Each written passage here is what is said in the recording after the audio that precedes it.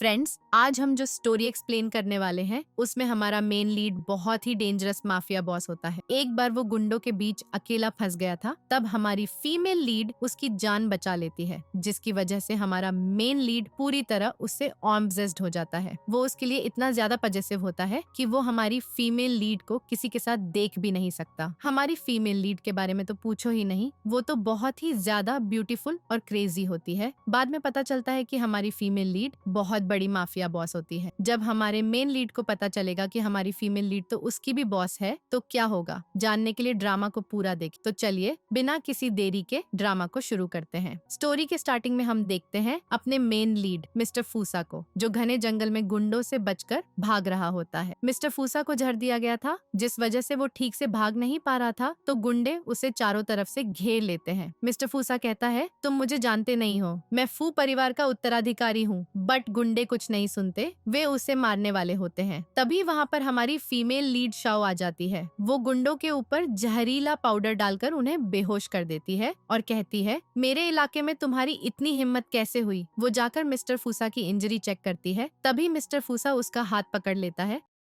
और कहता है, तुम कौन हो और तुम सुनसान जंगल में क्या कर रही हो, और तुमने इतने सारे गुंडों को अकेले कैसे हरा दिया। दिखने में तो तुम बहुत कोमल और सुंदर हो। तो शाओ मन ही मन खुश होती है कि तुमने मुझे सुंदर कहा और शर्मा रही थी। तभी वो कहता है, तुम मेरी बात सुन रही हो या नहीं। तो शाओ झटक कर उसका हाथ छुड़ा लेती है और उसके जख्मों पर मेडिसिन लगा देती है। फिर नीडल्स निकाल कर उसके बॉडी से जहर को बाहर निकाल देती है। वो जा रही होती है, तभी देखती है कि उसके फेस पर स्किन मास्क लगा हुआ था। जैसे ही वो मास्क हटाने जाती है, तभी वहाँ पर मिस्टर फूसा के आदमी आ जाते हैं। कहते हैं, यंग मास्टर मिल गए। शाओ देखती है कि उसके ऊपर एक हेलीकॉप्टर उड़ रहा है। वो समझ जाती है कि ये कोई बहुत बड़ा आदमी है। तो शाओ वहाँ से जाने लगती है और कहती है, अगर तुम्हें कभी दोबारा मेरी जरूरत पड़े तो मुझे जरूर याद करना। और वो वहाँ से चली जाती है। मिस्टर फूसा उसे रोकने की कोशिश करता है, तभी उसके आदमी उसके पास आ जाते हैं और कहते हैं, बॉस आप ठीक हो। तभी हम देखते हैं मिस्टर फूसा अपना फेस मास्क उतारता है और कहता है, मैंने एक सपना देखा, उस माउंटेन गर्ल ने मेरी जान बचाई। नेक्स्ट सीन में हम साहू को देखते हैं। उसकी फ्रेंड कह रही होती है, क्या तुम सच में क्योटो शहर जा रही हो मिस्टर फूसा से शादी करने के लिए। साहू कहती है, हाँ, मेरी ग्रैंडमदर की आखिरी विश थी कि मैं मिस्टर फूसा से शादी करूं। तो उसकी फ्रेंड कहती है, मैंने सुना है वो बहुत ही बड़ा रुथलेस माफिया बॉस है, वो लड़कियों को अपने आसपास भटकने भी नहीं देता। तो साहू कहती है, ये तो और अच्छा है, बाद में मैरिज कॉन्ट्रैक्ट तोड़ने में भी कोई दिक्कत नहीं होगी। वैसे वो बहुत हैंडसम है मेरे टेस्ट का। उधर मिस्टर फूसा अपने दोस्त से बात करता है। दोस्त कहता है, मिस्टर फूसा तुम्हारे शरीर का जहर कम हो रहा है लेकिन खत्म नहीं हुआ। फ्रेंड कहता है, वो माउंटेन की जीनियस डॉक्टर तुम्हें अभी तक नहीं मिली, मुझे लगता है वही तुम्हारी हेल्प कर सकती है। असिस्टेंट कहता है, मैंने उससे कई बार कांटेक्ट करने की कोशिश की, यहाँ तक कि उसे 50 मिलियन का ऑफर भी दिया, लेकिन उसने ठुकरा दिया। फ्रेंड कहता है, ऐसी कौन सी डॉक्टर है जो तुम जैसे बॉस को ठुकरा सकती है। मिस्टर फूसा फ्रेंड से कहता है, मैंने तुम्हें वो गोली टेस्ट करने के लिए दी थी, उनका क्या हुआ। तो फ्रेंड कहता है, मैंने उसके लिए टॉप टीम लगा रखी है, लेकिन कुछ पता नहीं चल पा रहा कि वो किस जड़ी बूटी से बनी हुई है। फ्रेंड कहता है, जिसने भी ये पिल्स बनाई हैं वो बहुत ही ज्यादा जीनियस होगी। मिस्टर फूसा सोचता है, मैं तुम्हें पिछले 5 सालों से ढूंढ रहा हूँ, तुम कहाँ हो। मैं तुम्हें अपना जहर खत्म करने के लिए नहीं, बल्कि और किसी के लिए भी ढूंढ रहा हूँ। नेक्स्ट सीन में हम देखते हैं, साहू मिस्टर फूसा से मिलने कंपनी पहुँच जाती है। रिसेप्शनिस्ट कहती है, बिना अपॉइंटमेंट वाइस प्रेसिडेंट से नहीं मिल सकती, प्रेसिडेंट औरतों से नफरत करता है। साहू हंसती है, मैं शादी करने आई हूँ। तभी जी परिवार की लड़की आती है, जो बचपन से मिस्टर फूसा को जानती है। वो ताने मारती है, गांव वाली लड़की प्रेसिडेंट फूसा से मैरिज करने के सपने देख रही है, पहले अपना चेहरा आईने में देखा। मिस्टर फूसा को फोन करती है, प्रेसिडेंट ये गांव वाली लड़की कह रही है आपकी फियांसे है। मिस्टर फूसा कहते हैं, मैं उसे जानता नहीं, ना ही मिलना है। सूजी शाओ से कहती है, सुन लिया, मिस्टर फूसा तुम्हें जानते तक नहीं, निकल जाओ यहाँ से, दिन में सपने मत देखो। शाओ कहती है, मैं खुद उनसे मिल लूंगी, लेकिन वो सूजी रास्ता रोक लेती है। तुम रुकोगी नहीं तो सिक्योरिटी गार्ड्स बुला लूंगी। शाओ बोलती है, लगता है सबक सिखाना पड़ेगा। फिर उसके मुंह पर पाउडर फेंक देती है। अचानक वो सूजी का चेहरा लाल हो जाता है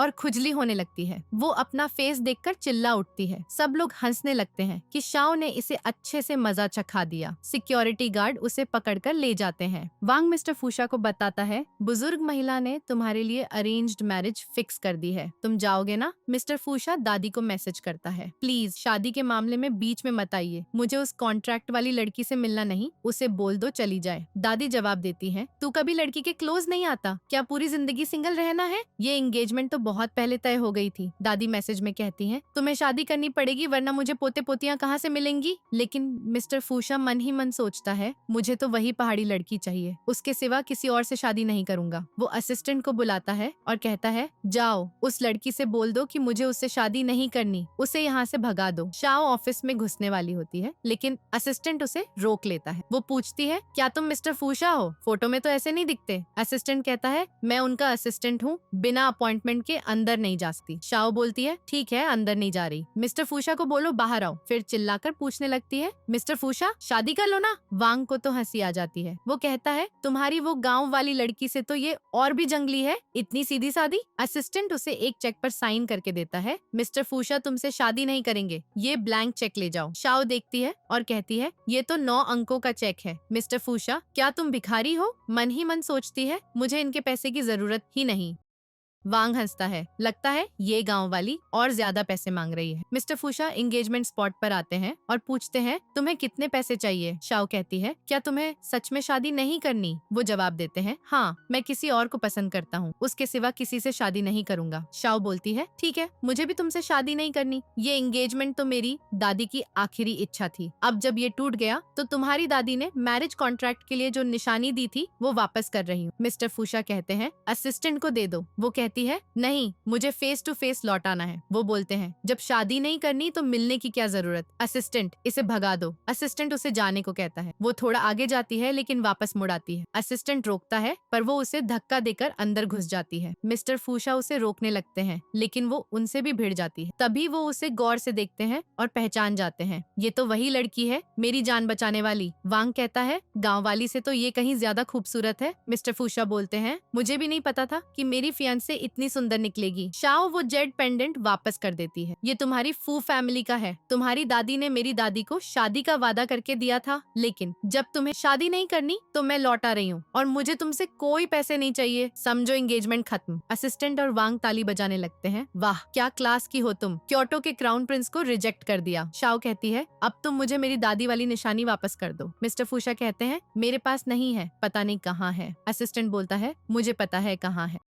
मिस्टर फूशा उसे डांटते हैं, तुम इतने बेलगाम हो। असिस्टेंट कहता है, हाँ मैं 5 साल पहले वाली लड़की को ढूंढने जा रहा हूँ। मिस्टर फूशा कहते हैं, कोई जरूरत नहीं। फिर शाओ को वो पेंडेंट लौटा देते हैं। दादी ने एंगेजमेंट का वादा किया है तो मैं धोखा नहीं दे सकता, एंगेजमेंट जरूर करूंगा। शाओ बोलती है, तुम्हारी याददाश्त तो खो गई क्या? अभी तो कुछ और कह रहे थे। वो कहते हैं, मैं तो 27 का हो गया हूँ, शादी तो एक दिन करनी ही है। जब दादी ने इतनी अच्छी बीवी ढूंढ दी तो मना क्यों करूँ? हनी चलो शादी कर लेते हैं। शाओ हैरान हो जाती है, तुम पहले जैसे इंसान बिल्कुल नहीं लग रहे। सोचती है, दिखने में तो ड्रीम बॉय जैसा है लेकिन आंखें और फिगर कमाल के हैं, लग रहा है जैसे पहले भी मिली हूँ। वो पूछते हैं, क्या हुआ? वो कहती है, अभी शादी करना कॉम्प्लिकेटेड हो जाएगा, क्यों ना पहले मैरिज सर्टिफिकेट ले ले। मिस्टर फूशा कहते हैं, ओके, और उसका हाथ पकड़कर ले जाते हैं। असिस्टेंट बोलता है, बॉस आपका इंटरनेशनल कॉन्फ्रेंस है, लेकिन मिस्टर फूशा इशारे से मना कर देते हैं, मेरे लिए मीटिंग से ज्यादा इम्पोर्टेंट मेरी वाइफ है। असिस्टेंट सोचता है, ये सब क्या हो रहा है? वांग हंसता है, लगता है बिग बैड वुल्फ को व्हाइट रैबिट मिल गई। मिस्टर फूशा शाओ का हाथ पकड़े कंपनी से निकलते हैं। सब एम्प्लॉय हैरान होकर देखते हैं और फुसफुसाने लगते हैं, आज तक किसी सूजी को मिस्टर फूशा के इतने क्लोज नहीं देखा। रिसेप्शन पर जाकर मिस्टर फूशा कहते हैं, तुमने बहुत अच्छा काम किया, मेरी वाइफ को अंदर जाने दिया, इसलिए सैलरी डबल कर दूंगा। उनके जाते ही सारे एम्प्लॉय खुश होकर बातें करने लगते हैं, वाह मिस्टर फूशा की शादी हो रही है। दोनों मैरिज सर्टिफिकेट ले आते हैं। शाओ सोचती है, हस्बैंड थोड़ा कोल्ड लगता है लेकिन बहुत हैंडसम है।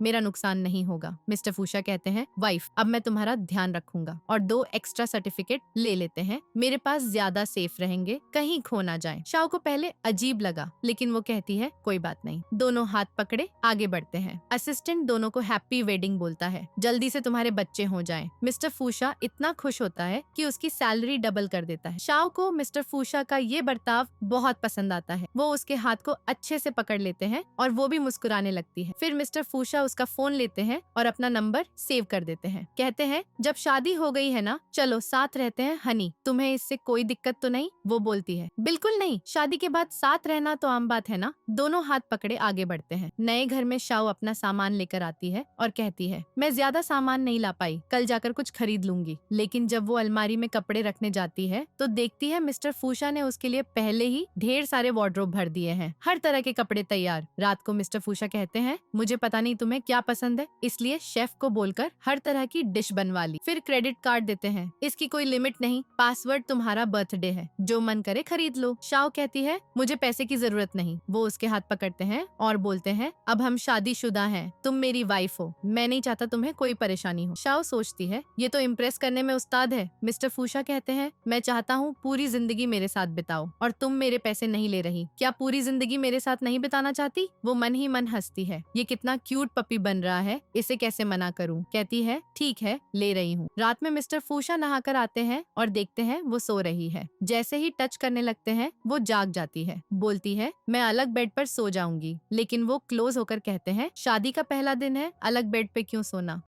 वो कहती है, ठीक। दोनों एक ही बेड पर सो जाते हैं, लेकिन वो किनारे पर लेट जाती है। मिस्टर फूशा बोलते हैं, ये रूम थोड़ा छोटा सा लग रहा है, ये बेड तो और भी बड़ा है, इसे छोटा होना चाहिए था, तभी मैं तुम्हारे क्लोज आ पाता। पहले पता होता तो इतने पैसे नहीं कमाता, बस तुमसे शादी कर लेता। फिर उसे किस करते हैं और गले लगाकर सो जाते हैं। सुबह उसे गले लगाए सो रही होती है। मिस्टर फूशा उठते हैं तो वो कहती है, गुड मॉर्निंग मिस्टर फूशा। वो हंसते हैं, तुम पूरी रात मुझे दबाकर सोती रही, मेरे पैर सुन्न हो गए, अब मुझे हस्बैंड बोलो। वो वॉशरूम जाने का बहाना बनाकर भाग जाती है। मिस्टर फूशा मुस्कुराते हैं, कितनी क्यूट है। वॉशरूम में वो शर्माती है, भले लीगल हस्बैंड है लेकिन फायदा नहीं उठाना चाहिए। एलिवेटर खुलते ही वो सूजी मिस्टर फूशा के पास आती है, तुम भी ऑक्शन के लिए आए हो, मुझे साथ ले चलो। वो मना करते हैं। वो जिद करती है, मुझे वो रूबी नेकलेस लेना है, हजारों साल पहले क्वीन ने पहना था, लव का सिंबल है, प्लीज ले चलो। मिस्टर फूशा कहते हैं, काम की बात हो तो असिस्टेंट से मिलो, मुझसे नहीं, और हाथ छुड़ाकर चले जाते हैं। शाओ नेकलेस देख रही होती है। मिस्टर फूशा पूछते हैं, ये क्या है?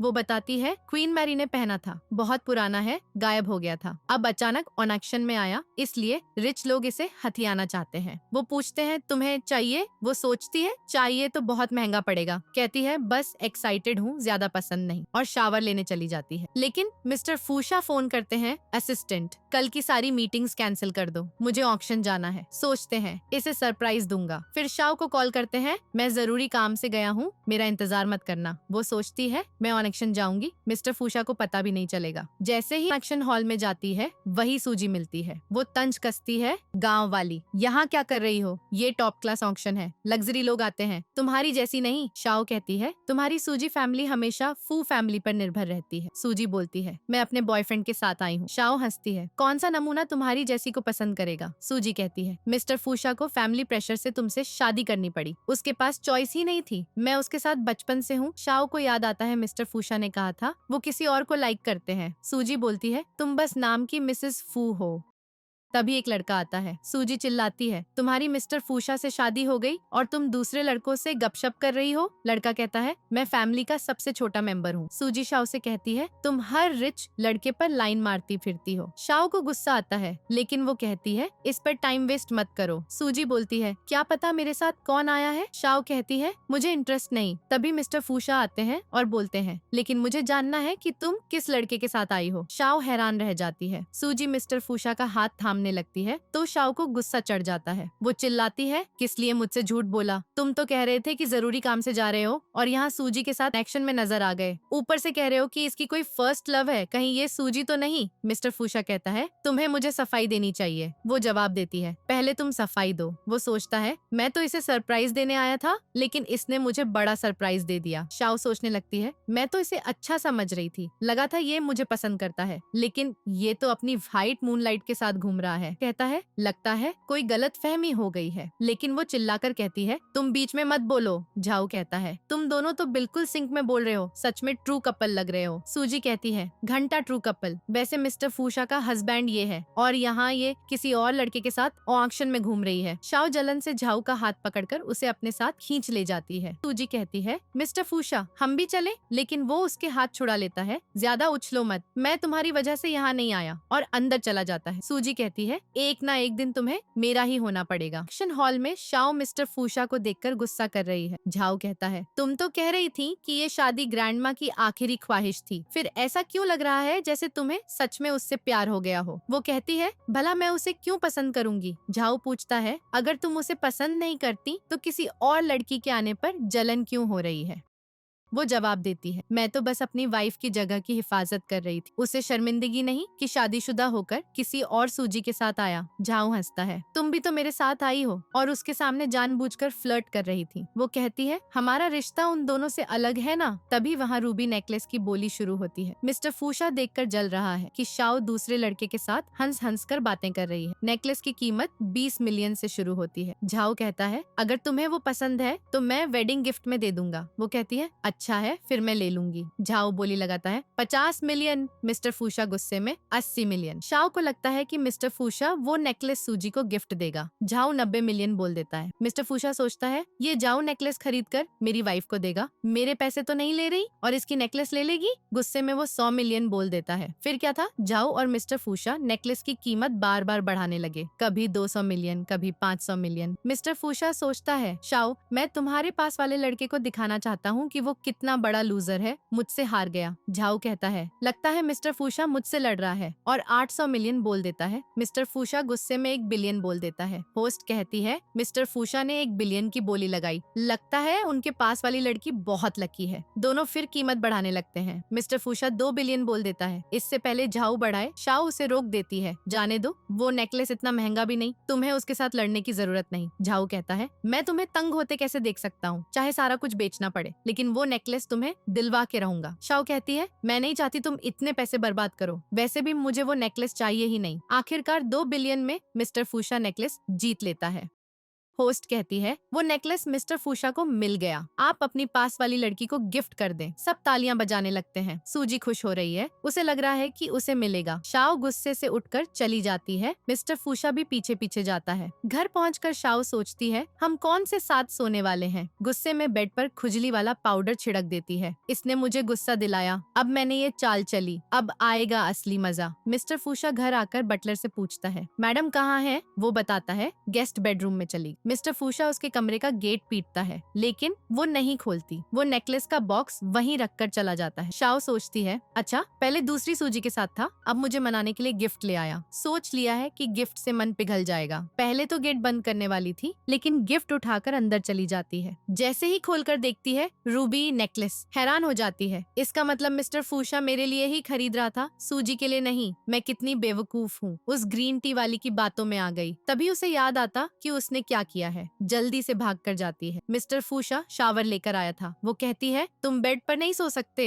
कहते हैं कहाँ सोऊंगा। वो खुद मास्टर बेडरूम में लेट जाती है। आज मैं यहाँ सोऊंगी, तुम गेस्ट रूम में जाओ। लेकिन मिस्टर फूशा उसके ऊपर चढ़ जाता है। चलो ऐसा करते हैं, दोनों साथ सोते हैं। शाओ उसे देखकर नर्वस हो जाती है। जैसे ही वो उसे किस करने वाला होता है, वो धक्का मार देती है। नहीं नहीं, हम साथ नहीं सो सकते, मुझे अकेले सोना है यहाँ। फिर वो चादर लपेटकर भाग जाती है। वजह, उसने तो बेड पर खुजली वाला पाउडर छिड़क दिया था ना, इसलिए वो जल्दी से एंटीडोट खा लेती है ताकि खुद को बचाए। मिस्टर फूशा कहता है हमने पहले वाली बात क्लियर नहीं की और तुम गुस्सा होकर चली गई। वो बोलती है पहले तुमने झूठ बोला, कह रहे थे काम से जा रहे हो और ऑक्शन में किसी और सूजी के साथ चले गए। मिस्टर फूशा पूछता है क्यों, तुम्हें जलन हो रही थी। वो कहती है बिल्कुल नहीं, मुझे बस अपनी वाइफ के स्टेटस की फिक्र थी, बाहर वालों को पता चला तो अच्छा नहीं लगेगा ना। वो सफाई देता है मैं उस सूजी के साथ ऑक्शन में नहीं गया था, तुम्हें सरप्राइज देने के लिए नहीं बताया, लेकिन जब मैंने तुम्हें झाऊ के करीब देखा तो मुझे बुरा लगा, इसलिए सूजी की बातों को मना नहीं किया। देखना चाहता था कि तुम्हें मेरी परवाह है या नहीं। वो एकदम गेट खोल देती है। मैं तुम्हें गलत समझ रही थी, लगा था तुम सूजी के साथ हो। मिस्टर फूशा कहता है, मेरा उससे कोई लेना देना नहीं। हमारी फैमिलीज पुरानी दोस्त है, इसलिए वो सबको कहती फिरती है कि वो मेरी चाइल्डहुड फ्रेंड है। लेकिन मुझे पास्ट से फर्क नहीं पड़ता। अब हमारी शादी हो गई है तो मैं उसकी बकवास नहीं सहूंगा। शाओ सोचती है, ये कितना सच्चा लग रहा है, सच बोल रहा है। वो पूछता है, तुम हंस क्यों रही हो और तुम्हारे और झाऊ के बीच क्या है? वो हंसती है, तुम जल रहे थे ना? लेकिन वो उसे दीवार से सटा देता है। मेरी वाइफ किसी और लड़के का हाथ पकड़ेगी तो मुझे गुस्सा ना आए? तुम गाँव में बड़ी हुई, झाऊ को कैसे जानती हो? शाओ बताती है, हमारा रिश्ता भाई बहन जैसा है। वो नेकलेस वेडिंग गिफ्ट में देने वाला था ताकि तुम उसे सूजी को ना दो। वैसे मेरा झाऊ से कोई खास लेना देना नहीं। मिस्टर फूशा मुस्कुराता है, हाँ तुम सिर्फ मेरी हो ना? वो सोचती है, क्या ये सच में मुझे पसंद करता है? पूछती है, ऐसे क्यों देख रहे हो? वो उसे गोद में उठाकर सीधा बेडरूम ले जाता है। बेड पर लिटाकर खुद ऊपर चढ़ जाता है। वो पूछती है, ये क्या कर रहे हो? वो कहता है, वो जो बहुत पहले कर देना चाहिए था। किस करने के लिए करीब आता है, क्या तुम मुझे बिल्कुल पसंद नहीं करती? थोड़ा सा भी? वो हाँ कहती है, लेकिन अचानक याद आता है एंटीडोट लिया, लेकिन खुजली का असर अभी बाकी है। जैसे ही वो किस करने वाला होता है, वो रोक देती है, मुंह छुपाकर भाग जाती है। मिस्टर फूशा कहता है, जब तक तुम मेरे साथ हो, एक ना एक दिन तुम मुझे चाहने लगोगी। शाओ अपना चेहरा देखती है, अरे नहीं, ये क्या हो गया? ऐसे तो अपने हैंडसम हस्बैंड के साथ नाइट भी नहीं बिता पाऊंगी। और सो जाती है। सुबह वो कफलिंग्स खरीदती है, मिसअंडरस्टैंडिंग क्लियर करने के लिए मिस्टर फूशा को गिफ्ट देगी। तभी वो जल्दी घर आ जाता है। मैं तुम्हें बहुत मिस कर रहा था, फ्रेंड्स के साथ रेसिंग पर जाने वाला था, लेकिन तुम्हें अकेले नहीं छोड़ना चाहता। वो कहती है, तो मुझे भी रेसिंग ले चलो। वो कहता है, ये नेकलेस तुम पर कितना अच्छा चमक रहा है। वो सोचती है, ये जानबूझकर पटाने की कोशिश कर रहा है, लेकिन मिस्टर फूशा उसे गोद में बिठा लेता है, किस करने वाला होता है। वो कहती है, मुझे तुम्हें कुछ देना है। इतने में बटलर आता है, सूजी आई है। वो जल्दी दूर हो जाती है। सूजी उसके पास बैठ जाती है। ब्रदर फू, वो गुस्से में, तुम मेरी कोई बहन नहीं हो, निकलो यहाँ से। सूजी कहती है, मैं तुम्हारे लिए कफलिंग्स लाई हूँ क्योंकि एक्शन में मेरे साथ गए थे। मिस्टर फूशा बोलता है, मैं तुम्हारी वजह से नहीं गया, अपनी वाइफ के लिए नेकलेस लेने गया था। वैसे ये ब्रांड मैं यूज नहीं करता। वाइफ, तुम कुछ लाई हो ना? शाओ उसे कफलिंग्स देती है। सूजी कहती है, मिस्टर फूशा को ये ब्रांड पसंद नहीं। मिस्टर फूशा कहता है, ये इस बात पर डिपेंड करता है कि कौन दे रहा है, मुझे बहुत पसंद है। सूजी बोलती है, मिस्टर फूशा तुम भूल गए, ये कल किसी और लड़के के साथ थी। ऐसी लड़कियां अमीर लड़कों पर ट्राई मारती हैं। तुमसे तो अरेंज्ड मैरिज हुई है, सीरियस मत लो। लेकिन मिस्टर फूशा उसका हाथ पकड़कर कहता है, मेरे एंगेजमेंट से कोई फर्क नहीं पड़ता, ये मेरी वाइफ है। कॉन्ट्रैक्ट ना भी होता तब भी मैं इसी से शादी करता। शाओ कंफ्यूज हो जाती है, ये ऐसा क्यों बोल रहा है? एंगेजमेंट के बिना तो मैं इसे जानती तक नहीं। मिस्टर फूशा पूछता है, वाइफ तुम्हें भूख लगी है, फ्रूट खिला दूं? वो कहती है, हाँ मुझे खिला दो। वो ग्रेप्स उठाता है, अपने मुंह में डालता है, फिर मुंह से मुंह में खिलाता है। दोनों कपल बनकर सूजी को जमकर जला रहे थे। वो कहती है, हमें रेसिंग के लिए जाना था ना? लेकिन मिस्टर फूशा उसे इग्नोर करता है। सूजी चिढ़कर कहती है, ये शाओ गांव से है, भला इसे रेसिंग के बारे में क्या पता? शाओ बोलती है, मेरे हस्बैंड को पसंद है तो मुझे भी पसंद है। उसका हाथ पकड़कर चली जाती है। सूजी तो चिढ़ ही गई। शाओ कार से उतरने वाली होती है। मिस्टर फूशा उसे वापस गोद में खींच लेता है।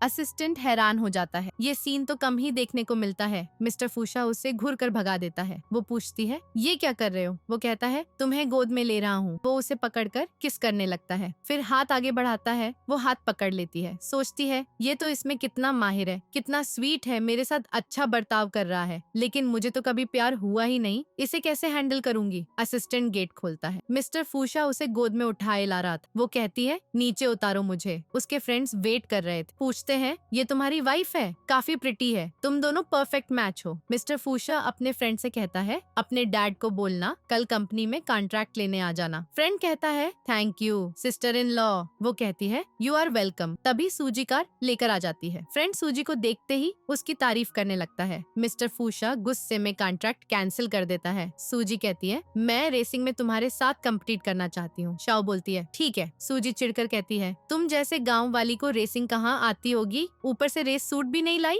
मिस्टर फूशा कहता है, सॉरी वाइफ, मुझे नहीं पता था तुम्हें रेसिंग में इंटरेस्ट है, वरना सब अरेंज कर रखता। कोई बात नहीं, अभी तुम्हारे लिए ऑर्डर कर देता हूँ। वांग कहता है, तुम कितने बदल गए हो? वो जवाब देता है, तेरी वाइफ होगी तब पता चलेगा। सूजी कहती है, हारने वाले को 5 मिलियन पे करने पड़ेंगे। शाओ चैलेंज एक्सेप्ट कर लेती है। वांग शाओ को बताता है, सूजी अच्छी इंसान नहीं है, लेकिन रेसिंग में माहिर है। मिस्टर फूशा, तुम्हें अपनी वाइफ की चिंता नहीं? वो कहता है, मुझे फर्क नहीं पड़ता, मेरी वाइफ जीते या हारे बस उसकी खुशी मायने रखती है। सूजी रेसिंग सूट पहनकर आती है, सब उसकी तारीफ करने लगते हैं। काफी अच्छी लग रही हो, वो मिस्टर फूशा को दिखाती है, लेकिन वो इग्नोर करता है। उसका ध्यान अपनी वाइफ शाओ पर था। कहता है, वाइफ तुम इसमें मस्त लग रही हो। फिर सूजी और शाओ के बीच कार रेसिंग कंपटीशन शुरू होता है। सब उनकी रेस देख रहे थे। वांग कहता है, तुमने अपनी वाइफ को इतनी महंगी कार गिफ्ट दी। मिस्टर फूशा बोलता है, मेरी वाइफ वही डिजर्व करती है। शाओ और सूजी में बॉस लेवल रेसिंग चल रही थी। शाओ एक से बढ़कर एक कट्स मार रही थी। सबके होश उड़ गए। मिस्टर फूशा को चिंता हो रही थी। वो खड़ा होकर देखने लगा। बाकी सब एक्साइटेड थे कि कौन जीतेगा। तभी शाओ कार सीज करती है। वांग चिल्लाता है, ब्रो तेरी वाइफ ने तेरा रिकॉर्ड तोड़ दिया। अब तुम दोनों में बेस्ट रेसर कौन? मिस्टर फूशा कहता है, ऑफ कोर्स तेरी sister in law. Shao car से निकलती है। सब उसके लिए तालियां बजाते हैं। मिस्टर फूशा उसे हक कर लेता है, वो भी टाइट से। वो पूछती है, क्या हुआ? वो कहता है, मैं नहीं चाहता मेरी वाइफ को कोई और देखे। वांग कहता है, सिस्टर इन लॉ तुमने कमाल कर दिया, लेकिन कार ठोक ली। मिस्टर फूशा बोलता है, कार मेरी वाइफ से ज्यादा इम्पोर्टेंट नहीं। उसका हाथ पकड़कर अंदर ले जाता है। बाद में मिस्टर फूशा वांग को बताता है, सिस्टर इन लॉ की रेसिंग वीडियो ऑनलाइन वायरल हो गई है, ट्रेंडिंग पर है। वो कमेंट्स देखकर जल रहा। सब शाओ को आई लव यू बोल रहे थे। फोन करके कहता है, आधे घंटे में वीडियो हटवा दो। वो आकर पूछती है, क्या हुआ? वो हाथ फैलाता है, वाइफ। वो उसके ऊपर बैठ जाती है। कहता है, मेरी वाइफ सिर्फ मेरी है। वो हंसने लगती है। ये कितना अजीब बर्ताव करता है, लेकिन लगता है इसे मेरी बहुत फिक्र है। वो कहता है, मैं तुम्हें मिस कर रहा था। वो बोलती है, मैं तो यही हूँ। वो हंसता है, तुमने शावर में बहुत टाइम लगा दिया इसलिए याद आने लगी। वो सोचती है, बड़ा झूठा, अभी 40 मिनट ही हुए हैं। कहती है, काफी रात हो गई, सोना चाहिए। जैसे वो बेड पे लेटती है, वो पीछे से हक कर लेता है। वो कहती है, मुझे थोड़ा अनकंफर्टेबल लग रहा है। वो बोलता है, कोई बात नहीं, धीरे धीरे आदत पड़ जाएगी। वैसे हम हस्बैंड वाइफ हैं, ये तो नॉर्मल है ना। ये तो काफी एक्साइटिंग लगता है। मैंने तो सुना था कि लड़कियां इसे पसंद करती, मतलब रूमर्स झूठी थी। मिस्टर फूशा उसे रिंग पहना देता है, जो उसे बहुत पसंद आ जाती है। फिर दूसरी रिंग उसे देता है। शाओ उसे पहना देती है। वो कहता है, अब सबको पता चल जाएगा कि मैं शादीशुदा हूँ। उसे लेकर सोने लगता है। मीटिंग टाइम पर मिस्टर फूशा अपनी रिंग को बार बार किस कर रहा था। असिस्टेंट कहता है, बॉस सबको अपनी रिंग शो ऑफ कर रहे हो। वो अपनी वाइफ से मैसेज पर बात करता हुआ स्माइल कर रहा था। सारे एम्प्लॉय हैरान थे। बॉस कब से हंसने लगे, लेकिन मिस्टर फूशा मीटिंग कैंसिल करके चला जाता है। असिस्टेंट भागकर पूछता है, बॉस ऐसा क्या हो गया? वो कहता है, तुम्हें मीटिंग इतनी पसंद है क्या? असिस्टेंट बोलता है, नहीं। वो हंसता है, तो मेरे लिए मेरी वाइफ मीटिंग से ज्यादा इम्पोर्टेंट। मैं उसके साथ लंच करने जा रहा हूँ। असिस्टेंट सोचता है, जब से शादी हुई बॉस तो एकदम बदल गए हैं। शाओ रेस्टोरेंट में बैठी उसका इंतजार कर रही थी। वो भागकर आया, उसे हक कर लिया। मैंने तुम्हें बहुत मिस किया। वो सोचती है, अभी कुछ घंटे पहले तो मिले थे। वो लंच ऑर्डर करता है। लैपटॉप लाकर उसके पास बैठ जाता है। वो पूछती है, मेरे साथ काम करोगे? वो उसे क्लोज करके कहता है, मैं तुम्हारे साथ हर टाइम रहना चाहता हूँ। वो सोचती है, मेरा हस्बैंड कितना क्यूट। आधा महीना हो गया, कभी नहीं सोचा था ये फ्लैश मैरिज इतनी मस्त होगी। पता नहीं इतना हैंडसम क्यों। उसे देखने लगती है। असिस्टेंट लंच ले आता है। वो कहती है, तुमने बहुत मेहनत की, और अपने हाथों से खिलाती है। वो और ज्यादा खुश हो जाता है। वो उसे घूर रही थी तो पूछता है, क्या मैं इतना अच्छा लग रहा हूँ? वो हाँ कहती है। वो बोलता है, क्या तुम मुझे पसंद करती हो? वो शर्मा जाती है, पहले खाना खा लो। वो खाते हुए बहुत क्यूट लग रही थी। मिस्टर फूशा खुद को कंट्रोल ना कर पाया, उसके फोरहेड पर किस कर लिया। इधर सूजी ने हल्ला मचा रखा था। अपने डैड से कहती है, मिस्टर फूशा ने किसी और से शादी कर ली। डैड बोलते हैं, मैंने कहा था ना उससे दूर रहो, उसे तुम में इंटरेस्ट नहीं, तुम ही इसे झेल रही हो। फिर एक पार्टी का जिक्र करते हुए चले जाते हैं, वहाँ मेरी बेइज्जती मत कराना। लेकिन उसकी मॉम कहती है, डैड की बातों का ध्यान मत दो, शादी हो गई तो क्या, डाइवोर्स भी तो हो सकता है। किसी को कॉल करती है। शाओ के फ्रेंड जिन मिलने आई थी। तभी बटलर आकर डिनर पार्टी का इन्विटेशन देता है। सूजी फैमिली ने भेजा है। शाओ कहती है, मैं भी देखूं आखिर वो सूजी क्या करना चाहती है। जिन उसे अच्छे से रेडी करने लगती है। लेकिन शाओ को बार बार मिस्टर फूशा के मैसेज आ रहे थे, मैं तुम्हें बहुत मिस कर रहा हूँ, हम दोनों साथ पार्टी में चलेंगे। जिन कहती है, मैंने सुना था मिस्टर फूशा बहुत कोल्ड और ठंडा है, लेकिन तुमसे तो इतना क्लिंगी हो रहा है। शाओ बोलती है, हो सकता है रूमर्स झूठी हो, वो इतना खड़ूस नहीं बल्कि बहुत स्वीट है, हमेशा मुझे ब्लश कराता रहता है। जिन पूछती है, बताओ तुम दोनों की बात कहाँ तक पहुँची। शाओ शर्मा जाती है। जिन हंसती है, अभी तो कुछ हुआ ही नहीं, तुम तो सच में गुड गर्ल निकली। तभी मिस्टर फूशा आ जाता है। उसे न्यू ड्रेस में देखकर कहता है, ये सच में कैसे हो सकता है, कोई इतना खूबसूरत कैसे हो सकता है। वो कहती है, क्या बोल रहे हो, ये ड्रेस तुमने प्रिपेयर करवाई थी ना, बहुत एक्सपेंसिव होगी। वो कहता है, ज्यादा नहीं, सिर्फ 500 मिलियन की है। जिन कहती है, hello brother in law. Mister Fusha Shao का हाथ पकड़कर ले जाता है, उसे अपने साथ पार्टी में ले आया था। सूजी मन ही मन कहती है, ये शाओ कभी मेरा मुकाबला नहीं कर सकती, मैं तो रिच रिच फैमिली से हूँ, ये पुअर फैमिली से, इसका स्टेटस मुझसे बहुत कम है। मॉम कहती है, चिंता मत करो, मिसेस फू की पोजीशाओ तुम्हारी ही रहेगी। वांग शाओ को देखकर कहता है, बहुत ब्यूटीफुल लग रही हो। वो थैंक यू कहती है। सूजी कहती है, मिस्टर फूशा पार्टी में वेलकम, लेकिन वो इग्नोर करके शाओ के फेवरेट केक लाकर देता है। तभी मिस्टर फूशा को कॉल आ जाता है, वो बाहर पिक करने चला जाता है। सूजी चिढ़ जाती है, स्टेज पर जाकर कहती है, इस पार्टी में सबका स्वागत है। यहाँ मेरे चाइल्डहुड फ्रेंड मिस्टर फूशा भी हैं, जो फू ग्रुप के प्रेसिडेंट है, और शाओ भी, जिससे उनकी फ्लैश मैरिज हो गई। अब देखते हैं शाओ के पास हमारे लिए क्या है। यहाँ 2 वायलिन रखे हैं, दोनों लिमिटेड एडिशन। शाओ, क्या तुम इन्हें बजा सकती हो? सूजी सोचती है, इस जैसी कंट्री बंकिन को कहाँ वायलिन बजाना आता होगा, कभी देखा भी नहीं होगा। अब सबके सामने इसकी बेइज्जती होगी, तब मजा आएगा। शाओ सोचती है, पिछली बार रेस में हराया था, लगता है इसे सबक नहीं मिला। ये यहाँ फिर से चाल चलने लगी। सूजी पूछती है, क्या हुआ, डर गई? वांग कहता है, इसकी परवाह मत करो, इग्नोर करो। शाओ कहती है, तुम्हें क्या लगता है, मैं गाँव से हूँ ना, तो मुझे बजाना ही कहाँ आता होगा है। वांग कहता है, असली बात ये नहीं थी, मैं तो बस मिस्टर फूशा के लिए तुम्हें बचाने की कोशिश कर रहा था। सूजी कहती है, अरे हाँ, मैं तो भूल ही गई, तुम्हें तो उस वायलिन को बजाना ही नहीं आता होगा, तुम तो कंट्री साइड वाली लड़की हो ना। ये सुनकर सब लोग फुसफुसाने लगे। भला मिस्टर फूशा ने एक गाँव वाली लड़की से शादी क्यों की होगी? शाओ कहती है, मिस सूजी, तुम्हारा इन्विटेशन मैं कभी ठुकरा नहीं सकती। ऑफ कोर्स मुझे एक्सेप्ट तो करना ही पड़ेगा। फिर स्टेज पर वायलिन बजाने का टाइम आया। सूजी खुश हो रही थी, उसे लगा था कि शाओ तो बिल्कुल नहीं बजा पाएगी, लेकिन शाओ ने तो कमाल कर दिया। वो इतनी शानदार तरीके से वायलिन बजाई कि सबके होश उड़ गए। अचानक वायलिन टूट गया, क्योंकि सूजी ने पहले से ही प्लानिंग कर रखी थी। फिर क्या, शाओ ने सबसे बड़ा वाला वायलिन निकाला और बजाना शुरू कर दिया। इससे सूजी का ही मुंह काला पड़ गया। मिस्टर फूशा वायलिन की आवाज सुनकर वहाँ पहुँच गया और बोला, मेरी वाइफ कितनी खूबसूरत लग रही है। सबने उसके लिए तालियां बजाई और बातें करने लगे। मिस्टर फूशा की वाइफ तो सुपर टैलेंटेड है।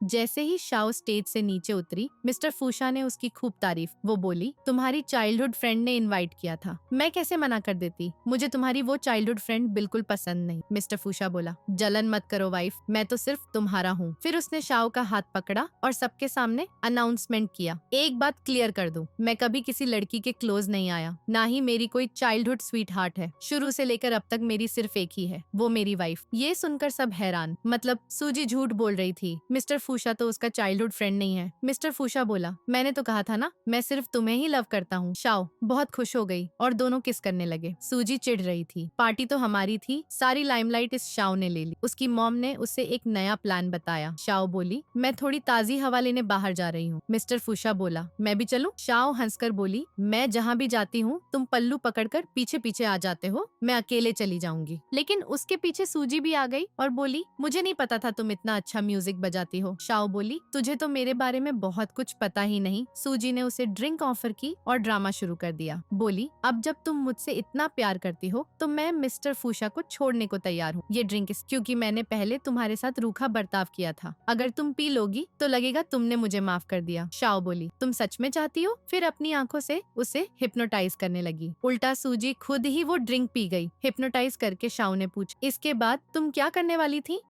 सूजी ने बता दिया, इसके बाद मैं तुम्हारी रेपुटेशन खराब करने वाली थी, तुम्हें टल्ली करके रूम में छोड़ाती, वहाँ गुंडा बुलाया था, फिर सबको दिखाती ताकि तुम शर्मिंदा हो जाओ। शाओ बोली, तुम जाकर रूम में रेस्ट करो। सूजी नशे में खुद ही चली गई। मिस्टर फूशा आया और बोला, वाइफ तुम क्या कर रही हो? शाओ बोली, मैं तो तुम्हारे पास ही आ रही थी, सोच रही थी अभी हिप्नोसिस ट्राई किया। वो बोला, वाइफ तुम थक गई हो ना, चलो घर चले। बोली, नहीं अभी कुछ देखना बाकी है। इधर सब स्क्रीन के पास खड़े थे, तभी अचानक एक वीडियो चल पड़ा। सब हैरान, सूजी गुंडे के साथ मजे ले रही थी, शाओ हंस रही थी। मिस्टर फूशा बोला, तुम मत देखो। शाओ को कवर कर लिया। बाकी लोग वीडियो देखकर बातें करने लगे। सूजी फैमिली का इतना बड़ा स्कैंडल। सूजी के मॉम डैड चिल्ला रहे थे, वीडियो बंद करो। शर्म से भाग गए। शाओ जोर जोर से हंस रही थी और बोली, हस्बैंड अब घर चले। मिस्टर फूशा उसे ले जाने लगा। मेरा क्या होगा? मिस्टर फूशा बोला, तेरे जैसे सिंगल यहीं भटकते रहेंगे। अपनी वाइफ के साथ चला गया। सूजी की मॉम पूछ रही थी, ये सब क्या हो गया? उसके डैड ने थप्पड़ मार दिया, तू तूने सबके सामने हमारी इज्जत मिट्टी में मिला दी। मॉम बोली, हमारी बेटी को फंसाया गया है। सूजी बोली, मुझे नहीं पता ये कैसे हुआ। मॉम डैड से बोली, इस स्कैंडल को दबा दो वरना मेरी रेपुटेशन खराब हो जाएगी। सूजी बोली, ये सब जरूर शाओ ने किया, अब मेरी इमेज खराब हो गई। मिस्टर फूशा मुझे लाइक नहीं करेगा, कोई रिच लड़का एक्सेप्ट नहीं करेगा। उसकी मॉम गुस्से में थी। शाओ जा रही थी। मिस्टर फूशा बोला, मैं भी चलूंगा। बोली, मैं तो बस ग्रैंडमा के लिए गिफ्ट लेने जा रही हूँ, मेरे साथ अंकल बटलर चले जाएंगे। मिस्टर फूशा गुस्से से बटलर को घूरा, ये मेरी वाइफ के साथ जाएगा मेरी जगह।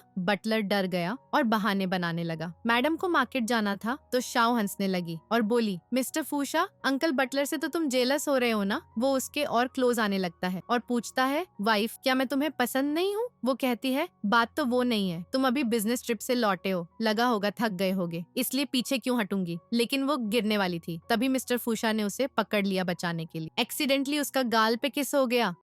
फिर मिस्टर फूशा ब्लश करने लगा और बोला, तुमने मुझे किस किया? अंकल बटलर ने कहा, ये तो एक्सीडेंटल था। मिस्टर फूशा ने उसे घूरकर चुप करा दिया। शाओ बोली, मैंने कहा था ना बटलर अंकल के साथ चली जाऊंगी। वो बोला, ठीक है, मेरी वाइफ को सेफली ले जाना। इधर सूजी की मॉम रोते हुए एक आदमी के पास पहुंची और बोली, हमारी बेटी को बुली किया गया है, इसका बदला लेना चाहिए। यहाँ पता चलता है कि सूजी की मॉम का बाहर किसी के साथ अफेयर चल रहा है, यानी सूजी अपनी डैड की नहीं बल्कि मॉम और इस आदमी की असली बेटी है। शाओ शॉपिंग करके लौटी और बटलर से बोली, क्या सच में इतना सारा सामान सिर्फ 5,000 का है? सोचने लगी, पक्का इसके पीछे 2-3 जीरो और होंगे, मेरे हस्बैंड ने डिस्काउंट बोलकर कटवा दिए हैं। बटलर मन ही मन सोचा, अच्छा हुआ मास्टर के कहने पर बाकी पैसे पहले ही दे दिए थे। फिर शाओ बटलर के साथ कार में बैठकर निकल पड़ी। बटलर ने बताया, 2 आदमी शॉपिंग मॉल से हमारा पीछा कर रहे हैं। शाओ समझ गई कि गुंडे उनके पीछे पड़े हैं। बोली, तुम यहाँ बैठो, मैं ड्राइव करूंगी। वो स्पीड से कार भगाने लगी। दोनों गुंडे भी गाड़ी लेकर पीछे लग गए। शाओ ड्राइविंग में कितनी एक्सपर्ट है। बटलर से बोली, कसकर पकड़ लो। इतनी तेज स्पीड से चलाई कि हवा में उड़ा दी। लेकिन गुंडे आगे आकर उन्हें घेर लेते हैं और धमकाते हैं, तुम लोगों ने हमारे बॉस से पंगा लिया है, अब नहीं बचोगे। शाओ बटलर से बोली, तुम अंदर ही रहना, मैं अभी आती हूँ। कार से चाबुक निकालकर बाहर निकली। बटलर बाहर आने की कोशिश करता है, लेकिन शाओ ने कार बाहर से लॉक कर दी थी। गुंडे हंसते हुए बोले, ये लड़की तो बहुत हॉट है, इसे ऊपर भेजने से पहले इसके साथ थोड़ा मजा करते हैं।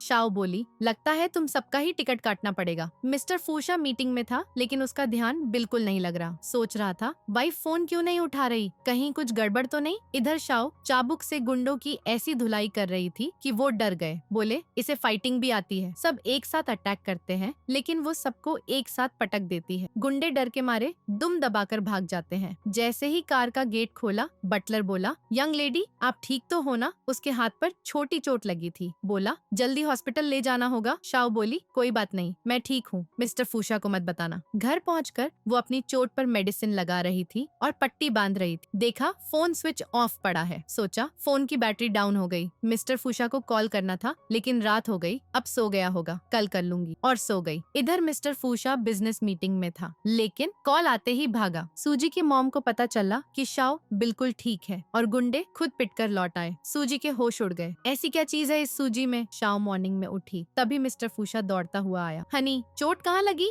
वो बोली, मैंने बटलर को मना किया था, फिर भी बता दिया। कुछ नहीं, ठीक हूँ, थोड़े गुंडे थे, ठिकाने लगा दिए, लेकिन स्पीड ज्यादा थी। अंकल बटलर का सिर थोड़ा थकर गया। मिस्टर फूशा बोला, कोई बात नहीं, बस मेरी वाइफ को खरोंच ना आए। हाथ की चोट देखकर टेन शाओ में आ गया। बोला, डॉक्टर को कॉल करता हूँ। शाओ बोली, मत करो, अभी 6 बजे है। उसने फ्रेंड को कॉल किया। इधर डॉक्टर वांग पूरी रात काम में लगा रहा। सुबह 6 बजे सोने जा रहा था, तभी कॉल आया, अभी के अभी घर पहुंचो, लाइफ डेथ का मैटर है। डॉक्टर वांग भागा आया। मिस्टर फूशा बोला, इसकी जान खतरे में है। वांग चोट देखकर बोला, तुम इसे लाइफ डेथ बोल रहे थे, और वहीं बेड पर सो गया। तुम मुझे चैन से सोने भी नहीं दोगे। मिस्टर फूशा गुस्से में, ये मेरा और वाइफ का बेडरूम है, हिम्मत कैसे हुई लेटने की? वांग बोला, तुम्हें थोड़ी इंसानियत है या नहीं? मिस्टर फूशा उसे घूरकर दूसरे रूम में भगा देता है। फिर असिस्टेंट से बोला, इन्वेस्टिगेट किया? वो बताता है वो गुंडे फाइटिंग में काफी एक्सपर्ट थे। मिस्टर फूशा बोला, वो लोग बचने नहीं चाहिए, पता करो किसने ऑर्डर दिया था गुंडों को भेजने का। फिर शाओ के पास आया और उसे पकड़ लिया। वाइफ, तुम रेस्ट क्यों नहीं कर रही? वो बोली, शाम हो गई ना, और वैसे भी थोड़ी सी खरोंच, पूरा दिन तो रेस्ट नहीं करूंगी। वो उसके फोरहेड पे किस कर देता है। शाओ बोली, मैं कपड़े चेंज कर लूं। मिस्टर फूशा बोला, हाथ में चोट लगी है ना, मैं हेल्प करूंगा। वो सोचने लगी, ये हमेशा ऐसी शरारतें क्यों करता है, इतना क्लिंजी क्यों लगता है, पर क्यूट है ना। मिस्टर फूशा उसके कपड़े खींचने लगा तो शाओ बोली, तुम कपड़े फाड़ोगे क्या? वो हंसकर बोला, मैं तुम्हें नए कपड़े दिला दूंगा, जितने चाहो ले लो। शाओ बोली, हम तो लकी मैरिड है ना, तुम्हारा सब कुछ तो पहले से मेरा है। मिस्टर फूशा बोला, तुम क्या बात कर रही हो, मैं तो पूरा ही तुम्हारा हूँ। और क्लोज आने लगा। इधर मॉम जैसे ही आई, डैड ने उसे जोरदार थप्पड़ मार दिया। तुम्हारी हिम्मत कैसे हुई मिस्टर फूशा की वाइफ को हर्ट करने की, और उस लवर से क्या रिलेशाव है तुम्हारा? मॉम बोली, कोई रिलेशाव नहीं है। डैड ने उसकी लवर के साथ फोटो दिखाई। अपना सामान पैक करो और निकल लो यहाँ से, बाहर अफेयर चला रही हो। मॉम मना करने लगी, ऐसा कुछ नहीं है। डैड बोले, मैंने डीएनए टेस्ट करा लिया, ये सूजी मेरी बेटी नहीं है, और मॉम से डिवोर्स पेपर पर साइन करा लिए। पता चलता है कि सूजी के डैड को वो फोटोज मिस्टर फूशा ने ही भिजवाई थी। शाओ की फ्रेंड जिन कॉल करके बताती है, सूजी की मॉम का अफेयर खुल गया, इस वजह से माँ बेटी दोनों को घर से बाहर फेंक दिया, अब होटल में रह रही हैं। मिस्टर फूशा असिस्टेंट से बोला, उस लवर के साथ सारे बिजनेस डील्स कैंसिल कर दो और इन माँ बेटी को जेल पहुंचाने का इंतजाम करो। फिर सूजी की मॉम को पकड़ लिया। मिस्टर फूशा वहां पहुंचा और उसका हाथ मसलने लगा।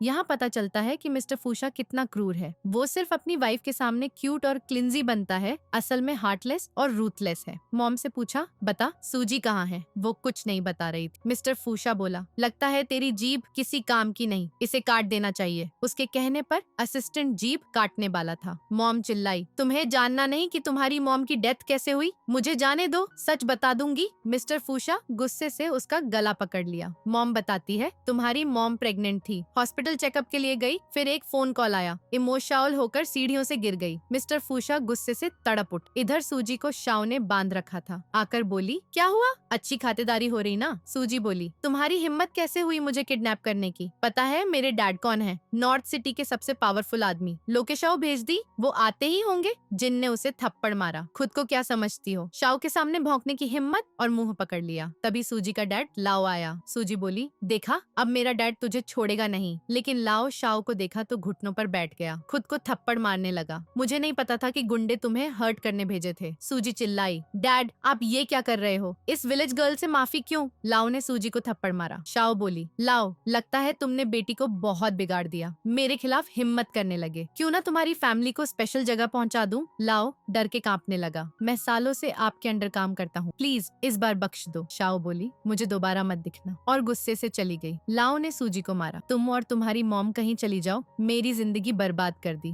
यहाँ पता चलता है कि शाओ सीक्रेट माफिया गैंगस्टर है। मिस्टर फूशा असिस्टेंट को बोला, मॉम के इंसिडेंट को इन्वेस्टिगेट करो। वो थोड़ा परेशान लग रहा था। तभी शाओ आई, ज्यादा चिंता मत करो, अपनी हेल्थ पर ध्यान दो। उसे हक कर लिया, उसे कंफर्ट कराने लगी। सोचने लगी, क्यूट है। शहर में आने से पहले फू फैमिली चेक की थी। इसकी मॉम डिलीवरी के टाइम चली गई। डैड को स्टेप मॉम से जबरदस्ती शादी करनी पड़ी। शादी को टाइम हो गया, इसके लिए कुछ करना चाहिए। इधर स्टेपमॉम मिस्टर फूशा के डैड से बोली, मैंने बेटी दी, तुम मेरे साथ ऐसा बर्ताव क्यों कर रहे हो? डैड बोले, तुम्हारी जबरदस्ती शादी हुई थी मुझसे, और चले गए। स्टेपमॉम गुस्से में, इतने सालों से प्यार किया, टच तक नहीं किया। ग्रैंडमा शाओ को बताती है, पिछली बार गिफ्ट अच्छा था। शाओ बोली, अगली बार और लाऊंगी। ग्रैंडमा मिस्टर फूशा के बचपन की फोटोज दिखाने लगी। शाओ हंस पड़ी, इतना क्यूट था। पूछा, ये फोन कैसा है? ग्रैंडमा बोली, ये मिस्टर फूशा की मॉम का था, सीढ़ियों से गिरने पर टूट गया। उस फोन को तब से वैसे ही रखा हुआ था शाओ ने। वो असिस्टेंट से वो फोन ले लेती है। मिस्टर फूशा की मॉम के उस इंसिडेंट से जुड़े एक आदमी का पता लग गया था, तो वो उसे पकड़ लेते हैं। पूछताछ शुरू करते हैं। पहले तो वो कुछ बोलता ही नहीं, फिर चाकू दिखा के डराते हैं, तभी वो कबूलने लगता है। कहता है, तुम्हारे डैड उस वक्त होटल रूम में थे। मिस्टर फूशा पूछता है, बताओ ना, स्टेप मॉम किसके बच्चे से प्रेग्नेंट थी? वो झूठ बोलने लगता है, स्टेप मॉम तुम्हारे डैड की बेबी से प्रेग्नेंट थी। मिस्टर फूशा कहता है, एक कार एक्सीडेंट हुआ था और मुझे पता चला कि इसमें तेरा हाथ है, मैं पुलिस को बता दूंगा। वो डर जाता है और सच उगल देता है, स्टेप मॉम मेरे बच्चे से प्रेग्नेंट थी, क्योंकि उस टाइम तुम्हारे डैड तो बेहोश पड़े थे। मैंने और तुम्हारी स्टेप मॉम ने मिलके तुम्हारे डैड को फंसाया था। असिस्टेंट कहता है, इसने जो कार एक्सीडेंट किया है, इसका प्रूफ पुलिस को दे देना, और ध्यान रखना ये जेल से बाहर ना निकल पाए। उसके जाते ही बॉडीगार्ड्स उसे जमकर पीटते हैं। मिस्टर फूशा जैसे ही आता है, शाओ कहती है, तुम कहाँ थे इतने टाइम से? वो कहता है, वाइफ तुम बहुत सीक्रेट वाला बिहेवियर कर रही हो, बताओ ना क्या करी थी? वो कहती कहती है मेरे साथ आओ, उसे बेड पे बिठाती है, उसके क्लोज आने लगती है। वाइफ तुम तैयार हो गई? वो उसे धक्का मारती है। क्या सोच रहे हो, मैं अभी सीरियस बात कर रही हूँ। देखो मैंने तुम्हारी मॉम के बारे में इन्वेस्टिगेट किया है। फोन दिखाती है। वो कहता है ये तो बहुत पुराना टूटा हुआ था। वो बताती है मैंने इसे रिपेयर करवाया है और तुम्हारी मॉम की सारी चैट रिकॉर्ड्स भी खोल ली है। फिर उसे ऑडियो सुनाती है। तुम सुनोगे तो सारा सच पता चल जाएगा। वो रोने लगता है। वो कहती है चिंता मत करो, तुम्हारी मॉम को हर्ट करने वाले को सजा दिलाकर रहेंगे।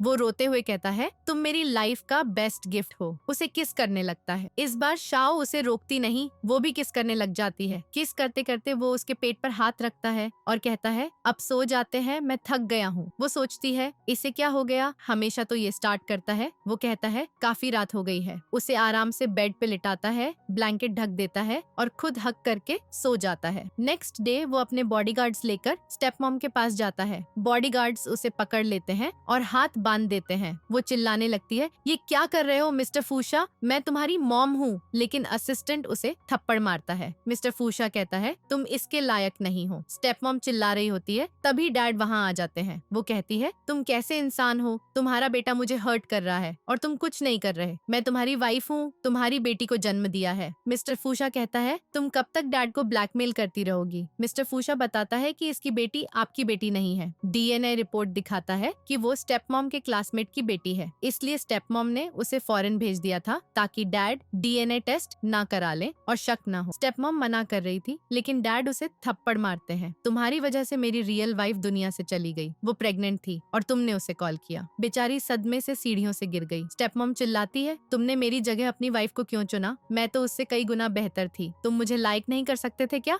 डैड चिल्ला के भागते हैं। मैं तुम पर छोड़ता हूँ, इसके साथ क्या करना है, बस ये बच नहीं जानी चाहिए। मिस्टर फूशा स्टेप मॉम की फैमिली को बांध कर रख देता है। वांग मिस्टर फूशा से कहता है तुम्हारा पॉइजन फिर से बढ़ता जा रहा है, लगता है तुम कुछ ज्यादा ही ओवरवर्क कर रहे हो। तुम्हें सिस्टर इन लॉ से इस बारे में बात करनी चाहिए। मिस्टर फूशा कहता है मैं उसे परेशान नहीं करना चाहता। वांग कहता है इसका मतलब कंट्री साइड वाली वो little girl sister in law ही है, लेकिन उसे वो मेडिसिन मिली कैसे। मिस्टर फूशा शाओ के बारे में इन्वेस्टिगेट करने लगता है। उसका फ्रेंड कहता है मुझे ऐसा लगता है जैसे सिस्टर इन लॉ के बारे में कुछ इन्फॉर्मेशन सीक्रेट रखी गई हो।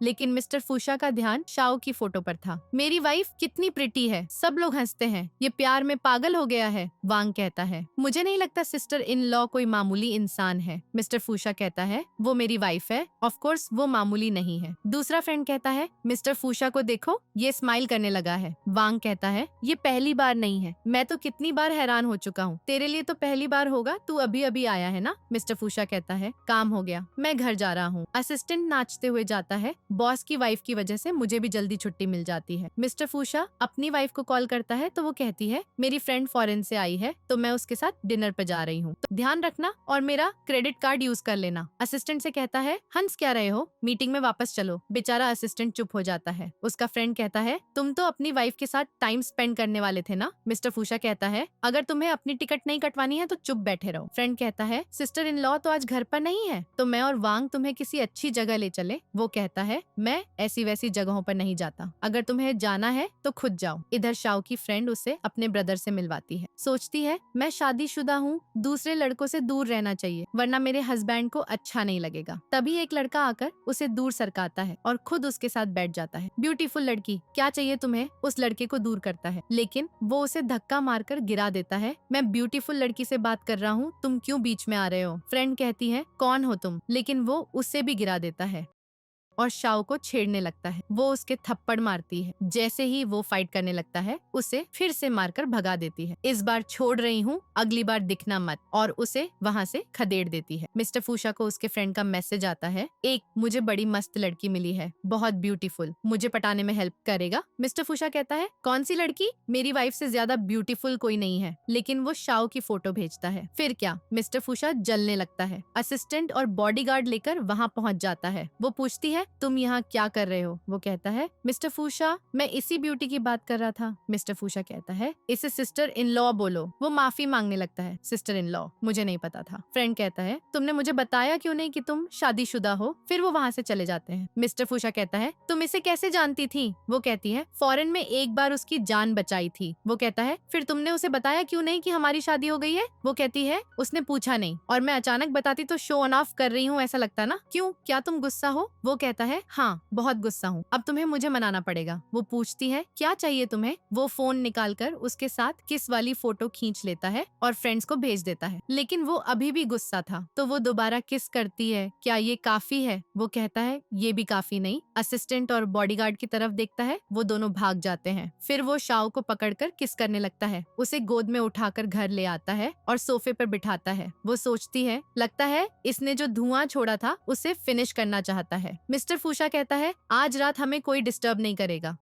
उसे किस करने लगता है, उसके कपड़े खोलने लगता है, उसके कान में कहता है वाइल्ड कैट। जैसे ही उसे टच करने वाला था वो कहती है अभी मुझे पीरियड्स हैं, सो जाते हैं। वो कहता है ठीक है बेबी सिर्फ किस करेंगे, नो टचिंग। मिस्टर फूशा उसी गुंडे के बारे में इन्वेस्टिगेट करवाता है जिसने उसकी वाइफ को छेड़ा था। कहता है उसका नाम झांग है ना, सबसे पहले उसकी टांग काट कर फेंक दो, वो भी उसकी फैमिली के सामने। मेरी वाइफ फाइट करती हुई कितनी औसम लगती है, असिस्टेंट बताता है। बॉस डिवाइन डॉक्टर का रिप्लाई आ गया। इधर जिन बताती है पिछली बार वाले लोग फिर से ऑर्डर प्लेस कर रहे हैं, इस बार 100 मिलियन देने को बोल रहे हैं, एक्सेप्ट कर लो। शाओ पूछती है पेशेंट कौन है? जिन कहती है उसकी आइडेंटिटी सीक्रेट है। शाओ कहती है लगता है वो बहुत बीमार है तभी तो बार बार कांटेक्ट करता है, तो उससे मिलने के लिए बोलो। मिस्टर फूशा असिस्टेंट के साथ जा रहा था। जिन पूछती है कहाँ जा रहे हो? हमें भी जाना है, हमें भी छोड़ देना। रास्ते में वो लोग साथ चलने लगते हैं लेकिन थोड़ा हैरान हो रहे थे क्योंकि एड्रेस सेम था, यहाँ तक फ्लोर भी वैसा ही। एलिवेटर से बाहर निकलते हैं, एक दूसरे को देखकर चौंक जाते हैं क्योंकि दोनों ने कहा था कि फ्रेंड से मिलने जा रहे हैं। शाओ हॉस्पिटल में आती है, मैं ही मिरेकल डॉक्टर हूँ। वहाँ पहले से मिस्टर फूशा बैठा था और उसे देखकर हैरान। वांग और असिस्टेंट तो चौंक जाते हैं, इसका मतलब हमारी sister in law he divine doctor है। हम इतने टाइम से ढूंढ रहे थे और ये तो हमारे पास ही थी। जिन कहती है इसका मतलब मिस्टीरियस पेशेंट मिस्टर फूशा है, लेकिन ये तो नॉर्मल लगते हैं। कहीं तुम इनफर्टाइल तो नहीं? शादी को इतना टाइम हो गया अभी तक बेबी नहीं हो रहे। शाओ उसे चुप कराती है। मिस्टर फूशा कहता है वाइफ वो बात नहीं है, मेरा मतलब मुझे 5 साल पहले पॉइजन दिया गया था, तुम्हें याद है तुमने एक मैन को बचाया था? शाओ कहती है हाँ याद है, लेकिन वो इंसान तुम तो नहीं थे। वो कहता है वो मैं ही था, मैंने स्किन मास्क पहन रखा था। मैं तुम्हें तब से लव करता आ रहा हूँ और पिछले 5 सालों से मैं तुम्हें ढूंढता आ रहा हूँ। फिर तुम एक दिन फू कंपनी में मैरिज कॉन्ट्रैक्ट लेकर आई, हम दोबारा मिले।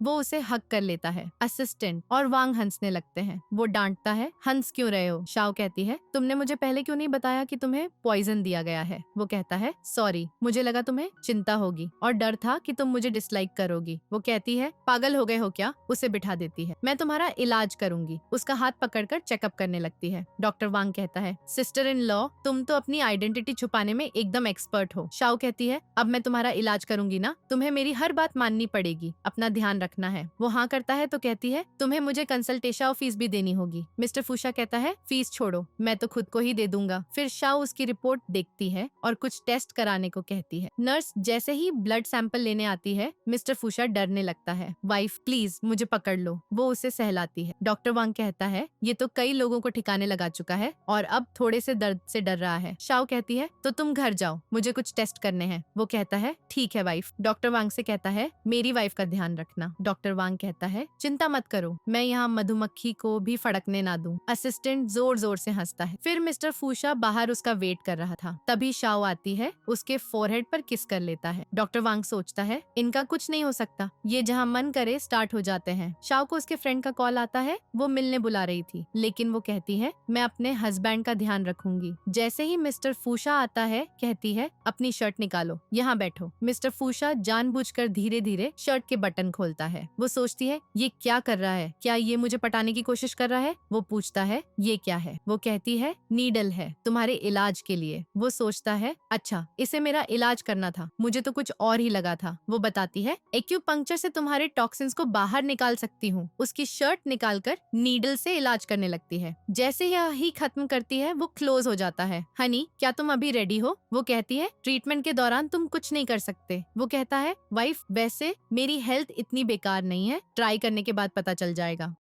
फिर वो उसे कहीं ले जाता है, बताता है ये हमारी फू फैमिली की प्रॉपर्टी में नहीं आता, तुम बोर ना हो इसलिए घुमाने ले आया हूँ। वो कहता है मैं अपनी वाइफ को खूब प्यार करना चाहता हूँ। बेचारा असिस्टेंट उनका रोमांस देखकर मुंह फेर लेता है। फिर वो उसे रूम में लाता, वो बाहर का नजारा देखने लगती है विंडो से, खुश हो रही होती है। मिस्टर फूशा कहता है ये मुझे देखकर तो इतनी एक्साइटेड नहीं होती, क्या मैं इतना अट्रैक्टिव नहीं हूँ? असिस्टेंट कहता है बॉस आप तो सीनरी से भी जेलस हो गए। वो कहती है हस्बैंड यहाँ की सीनरी कितनी अच्छी है। वो कहता है ये तुम्हारी वजह से अच्छी लग रही है क्योंकि तुम यहाँ हो। असिस्टेंट वहाँ से चलता बनता है। शाओ को जगह बहुत पसंद आती है तो कहता है हम यहाँ आते रहेंगे। फिर वो उसके क्लोज आने लगती है, उसकी टाई पकड़कर अपनी तरफ खींच लेती है। मिस्टर फूशा को पटाने की जरूरत ही नहीं, वो एकदम तैयार उसे बेड पे गिरा देती है और किसिंग करने लगती है। वो कहती है अभी लाइट बंद कर दो, लेकिन वो अपनी टाई निकालकर फेंक देता है। फिर जब मिस्टर फूशा शाओ को घर वापस लाता है, उसका छोटा भाई वहाँ होता है। कहता है सरप्राइज, लेकिन वो अपनी वाइफ को बचाने लगता है, उसे साइड हटाकर अंदर ले जाता है। लिटिल ब्रदर पूछता है ये सब क्या चल रहा है? ब्रो वो अपनी वाइफ को कुछ ज्यादा ही प्यार करता है, तुम उसे परेशान मत करना। खाना खाते हुए लिटिल ब्रदर कहता है ब्रो पता है मैं फॉरेन से कितनी मुश्किल से वापस आया हूँ, फिर पता चला तुम्हारी शादी हो गई। ब्रो मैंने तुम्हें इतना मिस किया, लेकिन तुम मेरी तरफ ध्यान भी नहीं दे रहे, और ये खाना तो मेरा फेवरेट भी नहीं है, तुमने ये क्यों बनवाया? मिस्टर फूशा कहता है ये मेरा घर है तो मेरी वाइफ की पसंद का खाना बनेगा, कोई प्रॉब्लम है? वो जल्दी जल्दी खाने लगता है। शाओ को नींद आने लगती है, वो उसकी केयर करने लगता है। वो कहती है देख तो लो कितने लोग बैठे हैं। मिस्टर फूशा अपने लिटिल ब्रदर से कहता है अपने रहने के लिए कोई और जगह ढूंढ लो। लिटिल ब्रदर असिस्टेंट से कहता है मेरा भाई तो पूरा बदल गया है। असिस्टेंट कहता है अब इसकी आदत डाल लो। मिस्टर फूशा कहता है पेट भर गया ना, ओल्ड विला में जाओ। वो कहता है ब्रो तुम मुझे घर से बाहर निकाल रहे हो, तुम्हारी वाइफ है तो तुम मुझे लव नहीं करोगे? मिस्टर फूशा कहता है तेरा खुद का घर नहीं है क्या? वो कहता है लेकिन मुझे तुम्हारे साथ रहना है ना।